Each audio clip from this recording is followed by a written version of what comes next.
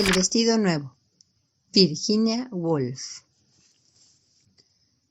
Mabel tuvo la primera sospecha seria de que algo no iba bien al quitarse la capa, y la señora Barnett, al alcanzarle el espejo y tomar los cepillos, llamó su atención.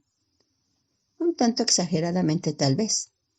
Sobre la ropa en la mesa y todos los artefactos para arreglar el cabello, cuidar el cutis y la ropa, que yacían sobre el tocador, confirmando así la sospecha de que algo no iba bien, nada bien.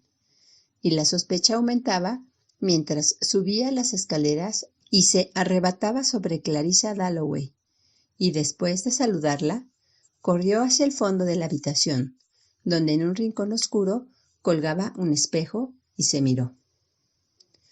No, no está bien. Y de inmediato, la tristeza que siempre intentaba ocultar, esa profunda insatisfacción, la sensación de inferioridad que siempre, desde niña, había sentido frente a las otras personas, se fue apoderando de ella, implacable, sin piedad, con una intensidad de la que no podía liberarse leyendo a Burrough o Scott, como lo hacía en su casa al despertarse por las noches, porque estos hombres, estas mujeres, todos pensaban: ¿qué se ha puesto Mabel?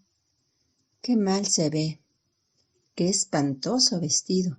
Pestañeando deprisa y entrecerrando los ojos. La deprimía su total incompetencia, su cobardía, su sangre fría. Y de inmediato, toda la habitación, donde durante horas había planeado con el modisto cómo sería, se veía sórdida, repulsiva. Y su sala de estar tan fea, y ella misma, que salió de su casa orgullosa, y antes de hacerlo tomó las cartas sobre la mesa del hall y dijo: ¡qué aburrido!, para presumir. Todo eso le parecía ahora tan estúpido, tan mediocre. Todo eso se destruyó. Voló por los aires en el momento en que entró en la sala de estar de la señora Dalloway. Lo que había pensado aquella tarde, sentada frente a las tazas de té, al llegar la invitación de la señora Dalloway, fue que, desde luego, no podía vestir a la moda. Era absurdo siquiera intentarlo. Moda era sinónimo de buen corte, de estilo, de 30 guineas de gasto al menos. Pero, ¿por qué no ser original? ¿Por qué no ser ella misma después de todo? Se levantó y buscó el viejo figurín de su madre, un figurín del París del Imperio, y pensó cuánto más bonitas, más dignas, más femeninas eran las mujeres en ese tiempo. Entonces decidió: ¡oh, qué idea más absurda!, que intentaría parecerse a una de ellas, que presumiría de hecho de ser modesta y anticuada, y se entregó sin dudarlo a una orgía de narcisismo que merecía ser castigada y salió así vestida. Pero no se animó a mirarse al espejo, no pudo enfrentar todo el horror. El vestido de seda amarillo claro, ridículamente pasado de moda, con la falda larga y esas mangas aparatosas, y esa cintura, y todo aquello que se veía tan bien en el libro, pero no en ella, no entre todas las personas comunes y corrientes. Se sintió el tonto maniquí de un modisto, puesto allí para que los jóvenes le pincharan alfileres. «Pero, querida, te ves encantadora», dijo Rose Shaw, mirándola de arriba abajo, frunciendo los labios con ironía, tal como ella esperaba. Rose vestía completamente a la moda, al igual que todo el resto, siempre. «Somos como moscas arrastrándose hasta el borde del plato», pensó Mabel, y repitió la frase como si estuviera exorcizándose, como si quisiera encontrar una fórmula para detener el dolor, para hacer tolerable la agonía. Cuando sentía dolor, citas de Shakespeare o pasajes de libros que había leído hacía años se le venían a la mente de repente, y las repetía una y otra vez. «Moscas arrastrándose», repitió. Si pudiera decirlo tantas veces como para llegar a ver efectivamente las moscas, se quedaría adormecida, quieta, muda. Ahora podía verlas salir lentamente de una jarra de leche, con las alas pegadas, y se esforzó más y más, de pie frente al espejo escuchando a Rose Shaw. Para ver a Rose Shaw y al resto de los invitados como moscas, intentando salir de algún lugar o meterse en otro, insignificantes, torpes moscas trabajando penosamente. Pero no podía verlos así, no a los otros. Podía verse a sí misma así. Ella era una mosca, pero ellos eran libélulas, mariposas, insectos bellos, danzando, revoloteando, sobrevolando mientras que solo ella se arrastraba hasta el borde de la jarra. La envidia y el resentimiento, los sentimientos más detestables, eran sus principales defectos. Me siento una horrible y deprimente mosca, vieja y sin gracia, dijo, haciendo que Robert Haydon se detuviera justo para oírla decirlo. Justo para reafirmarse articulando una frase de lo más pobre y así demostrar cuánto desencajaba. Y qué bueno era que no se sintiera en absoluto fuera de lugar.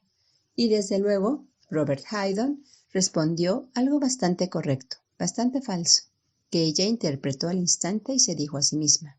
Otra frase sacada de un libro: mentiras, mentiras, mentiras. Pues una fiesta puede hacer todo mucho más real o todo mucho menos real, pensó. De repente vio en lo profundo el corazón de Robert Haydon. Lo vio todo. Vio la verdad. Esto era verdad. Esta sala, este ser y no el otro. El pequeño taller de la señorita Milán era realmente caluroso, viciado, sórdido. Olía a ropa y a repollo cocinándose y aún cuando la señorita Milán puso el espejo en su mano y ella se miró con el vestido terminado, una dicha extraordinaria le atravesó el pecho. Bañada en luz, sintió que volvía a nacer. Libre de cuidados y arrugas, lo que había soñado de sí misma estaba allí. Una mujer bella. Por un segundo. No se atrevió a mirar más tiempo. La señorita Milán quería saber el largo de la falda. La miró dentro del marco de caoba, con ese estrafalario atuendo, una joven encantadora, de tez blanca y sonrisa misteriosa, su esencia, su alma.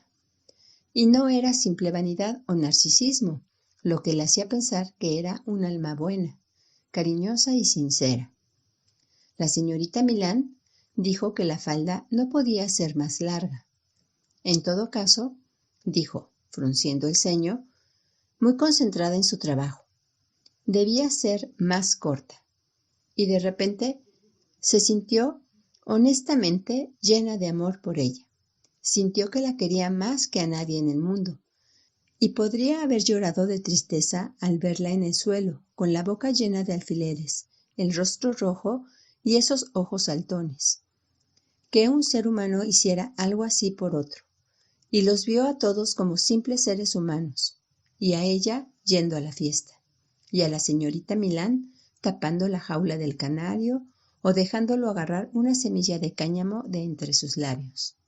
Y pensar en eso, pensar en ese costado de la naturaleza humana, en su paciencia y su tolerancia, y que esté satisfecha con placeres tan sencillos, tan escasos, tan pequeños, le llenó los ojos de lágrimas. Y ahora todo había desaparecido. El vestido, la habitación, el amor, la tristeza, el espejo, la jaula del canario. Todo había desaparecido. Y allí estaba en el rincón de la sala de estar de la señora Dalloway, padeciendo ese martirio, despertando a la realidad.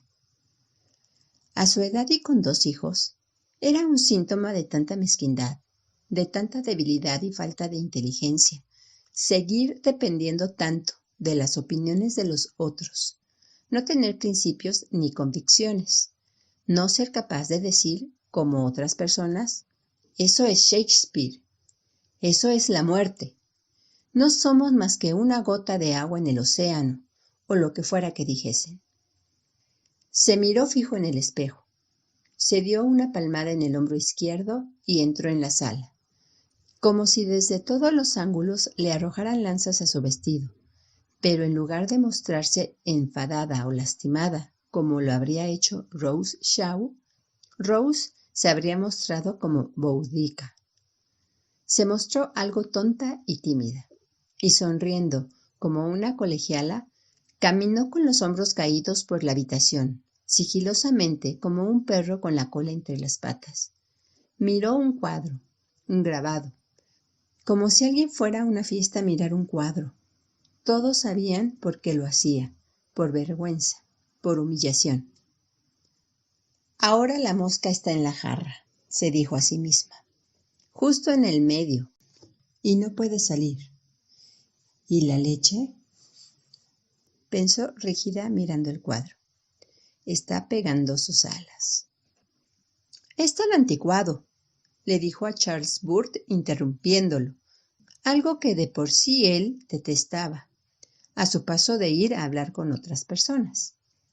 Quiso que pareciera, o intentó que pareciera, que se refería al cuadro y no al vestido cuando dijo anticuado, y una palabra de elogio o afecto por parte de Charles habría hecho toda la diferencia en ese momento. Si tan solo hubiera dicho, Mabel, luce encantadora esta noche, habría cambiado su vida. Pero entonces tendría que haber sido franca y directa. Charles, desde luego, no dijo nada por el estilo. Era la maldad en persona, siempre escrutando a los otros, especialmente si se sentían particularmente mal, inseguros o tontos. Mabel, tiene un vestido nuevo, exclamó, y empujó a la pobre mosca al medio de la jarra. En verdad, le gustaría que se ahogara, creía ella. No tenía corazón, ningún tipo de verdadera bondad. Tan solo era falsa simpatía. La señorita Milán era mucho más real, mucho más generosa. Si tan solo uno pudiera ver eso y apegarse a esas personas. ¿Por qué? Se preguntó. Le respondió a Charles de modo tan impertinente, demostrándole así que estaba de mal humor, o alterada, como dijo él. ¿Algo alterada?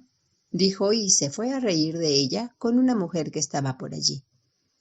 ¿Por qué no puedo sentir algo de una vez y para siempre?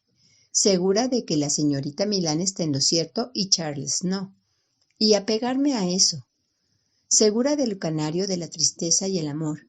Y no sentirme inmediatamente castigada al entrar en una sala llena de personas.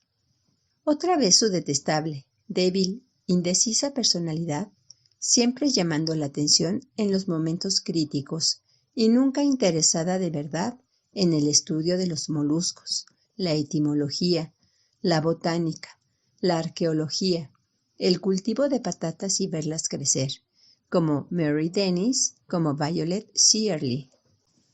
La señora Holman, viéndola allí sola, se acercó caminando con desgano. Desde luego, algo como un vestido estaba lejos de escandalizarla. Con unos hijos siempre rodando por la escalera o cogiendo la escarlatina, ¿podía Mabel decirle si Elmthorpe se alquilaba en agosto o septiembre? Oh, qué conversación más aburrida.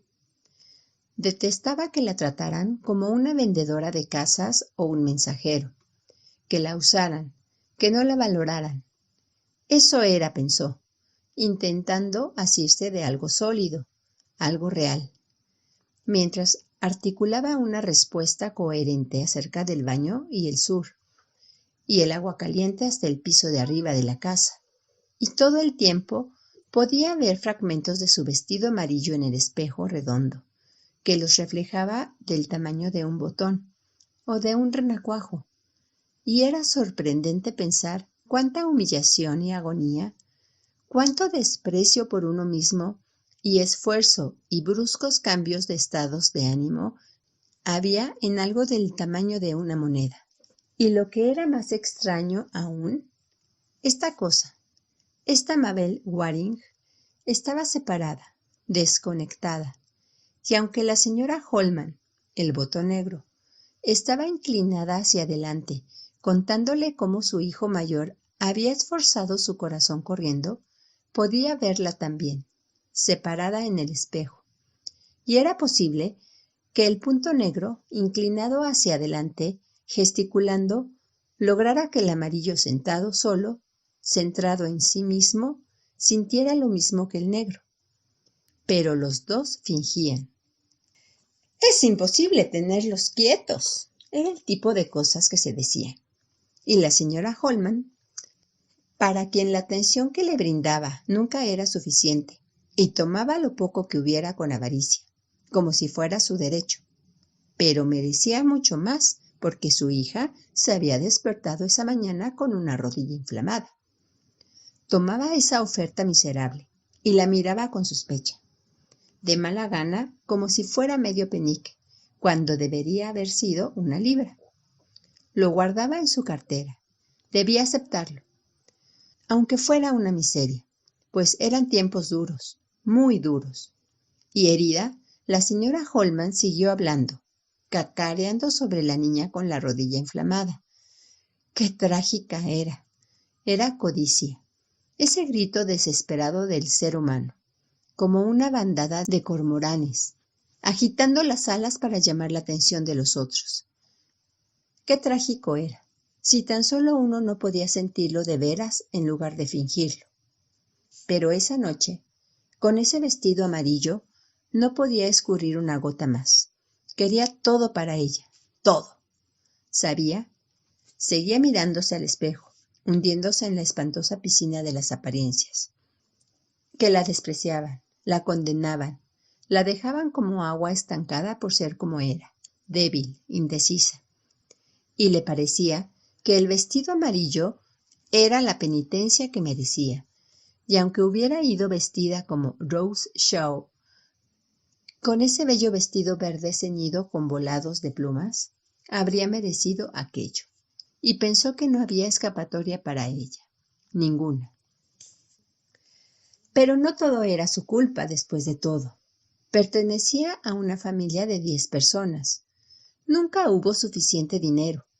Siempre se escatimaba en todo. Recordaba a su madre acarreando grandes cubos, el linóleo gastado en los bordes de la escalera, una pequeña tragedia familiar después de la otra, nada catastrófico. La granja de ovejas nunca funcionó del todo mal ni del todo bien. Su hermano mayor se casó con alguien de clase social inferior, pero no demasiado inferior. No se demostraban afecto. Nunca hubo nada extremo entre ellos. Pasaban las vacaciones dignamente en pueblos costeros. Incluso hoy, cualquier balneario tenía a alguna de sus tías alojada en una habitación sin vista al mar. Así era. Tenían que escatimar siempre. Y ella había hecho lo mismo. Era igual a sus tías. Sus sueños de vivir en la India, de casarse con un tal Sir Henry Lawrence, algún hombre de poder. Ver a un nativo de turbante todavía la hacía fantasear. Habían fracasado por completo. Se casó con Hubert, con su puesto inferior, pero seguro y permanente en tribunales, y se las arreglaba en una casa pequeña sin criadas.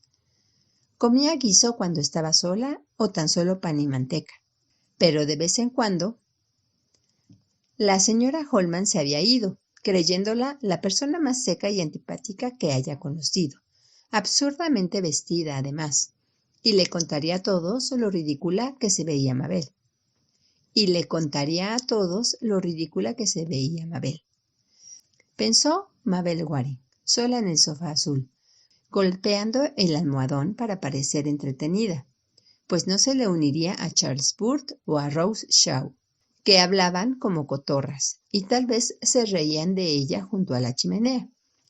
De vez en cuando recordaba bellos momentos.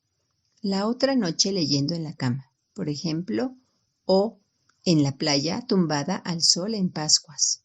Déjenla recordar. Una gran mata de hierba, retorcida como un puñado de espárragos bajo el cielo azul, como un huevo de porcelana, firme, sólido, y la melodía de las olas. «Shh, shh», decían, y los niños gritando y chapoteando. Sí, un momento bellísimo. Y allí estaba ella. Sentía, en manos de la diosa que era, el mundo. una diosa de corazón duro más bien, pero bellísima, un corderito en el altar. Uno de veras piensa estas tonterías, pero a nadie le importa mientras no las diga. Y también solía pasar inesperados bellos momentos junto a Hubert, cortando la carne para el almuerzo del domingo, sin ninguna razón, abriendo una carta, entrando a una habitación. Bellos momentos, cuando se decía a sí misma, pues nunca lo compartía con nadie. Es esto. Ha sucedido. Es esto. Y lo contrario era igual de sorprendente. Esto es, cuando todo estaba dispuesto, la música, el tiempo, las vacaciones, todas las razones para estar feliz, y nada ocurría. No se sentía feliz. Era monótono. Simplemente monótono. Eso era todo. Era su horrible forma de ser otra vez, sin duda. Siempre había sido una madre quejosa, débil e insatisfecha. Una esposa insegura, viviendo a desgano en una especie de letargo, sin nada demasiado claro o definido, o algo que la entusiasmara más que otra cosa, tal como sus hermanos, excepto por Herbert. Siempre habían sido todos unos pobres diablos de sangre fría que no hacían nada. Y de repente pasó de arrastrarse por esta vida a estar en la cresta de una ola. La horrible mosca. ¿Dónde había leído esa historia que se le venía a la cabeza una y otra vez sobre la mosca y la jarra? Logró salir. Sí, tenía esos momentos, pero ahora que tenía 40, tal vez los empiece a tener menos a menudo. De a poco dejaría de esforzarse por completo, pero eso era deplorable, era intolerable, le daba vergüenza de sí misma. Iría a la biblioteca de Londres al día siguiente. Encontraría un libro estupendo que la ayudaría. Lo encontraría casi de casualidad. Un libro escrito por un clérigo, un norteamericano del que nadie había escuchado antes. O caminaría por Strand y se toparía por accidente con una galería donde un minero estaría contando acerca de la vida en la mina, y de repente se convertiría en alguien nuevo. Se transformaría por completo. Usaría uniforme. La llamarían hermana algo. Nunca más pensaría en ropa. Y para siempre tendría todo perfectamente claro acerca de Charles Burt y la señora Milan, y esta habitación y aquella, día tras día, como si estuviera tumbada al sol cortando la carne. Sería el fin. Así que se levantó del sofá azul y también lo hizo el botón amarillo del espejo. Le dio la mano a Charles y a Rose para demostrarles que no dependía de ellos en absoluto, y el botón amarillo desapareció del espejo, y todas las lanzas le apuntaron al pecho mientras caminaba hasta donde estaba la señora Dalloway, y le decía: «Buenas noches». «Pero es temprano todavía», dijo la señora Dalloway, siempre tan comedida. «Temo que debo irme», dijo Mabel Waring. «Pero», agregó con voz débil y temblorosa que sonaba tan ridícula cuando intentaba controlarla. «La he pasado muy bien», le dijo al señor Dalloway, con quien se topó en la escalera. «Mentiras, mentiras, mentiras», se dijo a sí misma mientras bajaba las escaleras. «Y directo a la jarra», se dijo mientras le agradecía a la señorita Barnett por su ayuda y se envolvía a lo largo y a lo ancho con la capa china que había usado durante los últimos 20 años. Virginia Woolf nació en Londres, Reino Unido, en el año de 1882 y murió en Sussex en el año de 1941. Es reconocida como una de las más grandes representantes del vanguardismo modernista. Sus ideas y sus obras se identifican también como pilares del movimiento feminista hasta nuestros días. Sus obras más reconocidas son La señora Dalloway y Las olas. En el cuento El vestido nuevo, de 1925, Woolf nos presenta a su protagonista, una mujer insegura que quiere encajar en una sociedad en la que no se siente a gusto, caracterizada por la superficialidad de la gente, más dispuesta en conocer a las personas por su manera de vestir que por su manera de pensar. Virginia Woolf nació en Londres, Reino Unido, en el año de 1882 y murió en Sussex en el año de 1941. Es reconocida como una de las más grandes representantes del vanguardismo modernista. Sus ideas y sus obras se identifican también como pilares del movimiento feminista hasta nuestros días. Sus obras más reconocidas son La señora Dalloway y Las olas. En el cuento El vestido nuevo, de 1925, Woolf nos presenta a su protagonista, una mujer insegura que quiere encajar en una sociedad en la que no se siente a gusto, caracterizada por la superficialidad de la gente, más dispuesta en conocer a las personas por su manera de vestir que por su manera de pensar.